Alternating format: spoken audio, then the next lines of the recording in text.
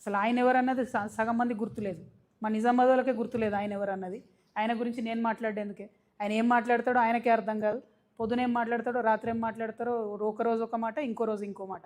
అట్లాంటి వాళ్ళ గురించి మాట్లాడి నేను టైం వేస్ట్ చేయదలుచుకోలేదు. తెలంగాణ ఆడబిడ్డలు స్వయం ప్రతిపత్తి కలిగినటువంటి వాళ్ళు, స్వతంత్రంగా ఆలోచించుకునేటటువంటి శక్తి ఉన్నవాళ్ళు.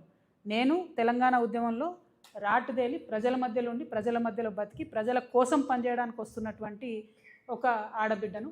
నన్ను పట్టుకొని ఎవరో మద్దతు ఇస్తే మీరు బతుకుంటారు, ఎవరో మద్దతు ఇస్తే మీరు ఉంటారంటే కేవలం ఆయన పురుష అహంకారం కనబడుతుంది తప్పితే ఇంకొకటి కాదు. ఇటువంటి మాటలు అరవింద్ గారు ఇంకోసారి మాట్లాడితే మంచిగా ఉంటుందని కూడా తెలియజేస్తాను. Thank you. జై తెలంగాణ. ఏమో నేను చెప్పిన కదా, ఆయనకు తలకాయనే లేదు. ఆయన గురించి ఎందుకు మనకు డిస్కషన్, వేస్ట్ ముచ్చట. ఆయనకు అరవింద్ అనేట ఆయనకు తలకాయ లేదు, ఉన్నా పని చేయదు, వేస్ట్.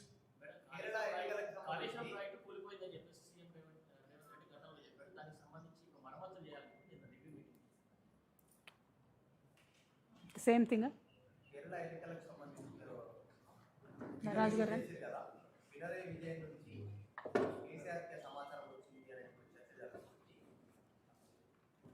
అంటే కేరళ ప్రజలను తెలంగాణలో కాంగ్రెస్ పార్టీ మనం చేసిన మోసాన్ని తెలియజేయడం కోసం మాత్రం నేను ఆ వీడియోని రిలీజ్ చేసినాను.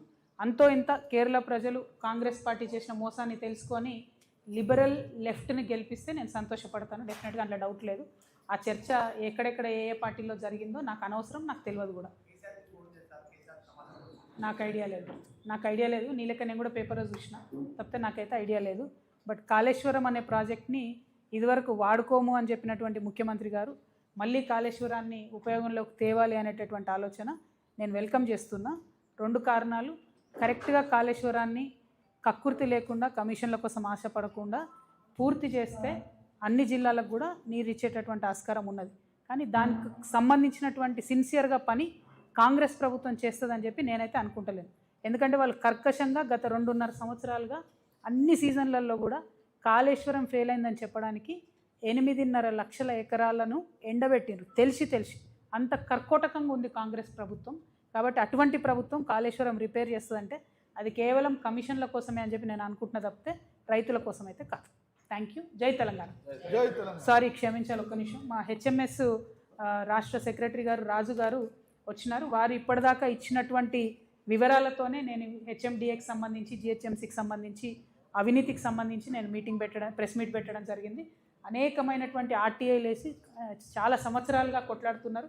దాదాపు ఒక 30,000 మంది జిహెచ్ఎంసీ కార్మికుల రిప్రజెంటేటివ్గా రాజు గారు మరి ఈ సమాచారాన్ని అంతా ఇచ్చినందుకు వారికి మనస్ఫూర్తిగా ధన్యవాదాలు తెలియజేస్తున్నాను. నెక్స్ట్ టైం ఇంకా సానుకూలంగా చాలా డీటెయిల్గా ఫైట్ కంటిన్యూ చేద్దాం. కాకపోతే మళ్ళీ ఒకసారి ముఖ్యమంత్రి గారికి ఒకటే డిమాండ్, దయచేసి టెండర్ ప్రక్రియను రద్దు చేయండి. ఎవరైతే రిటైర్డ్ ఉద్యోగులు ఎంబీ బుక్లను రాస్తూ ఉన్నారో ఆ పద్ధతిని కొనసాగించకుండా ఎవరైతే కరెక్ట్గా సంతకాలు పెట్టాలో ఆ టెక్నికల్ ఇష్యూస్ అన్ని సరిచూసుకునే విధంగా, అవినీతి జరగకుండా ప్రజల డబ్బు ప్రజలకు చెందేలాగా ముఖ్యమంత్రి గారు ప్రయత్నం చేయాలని చెప్పి డిమాండ్ చేస్తూ థ్యాంక్ యూ. సెలవు. జై తెలంగాణ. మరి ఇంత లేట్ అయిందండి.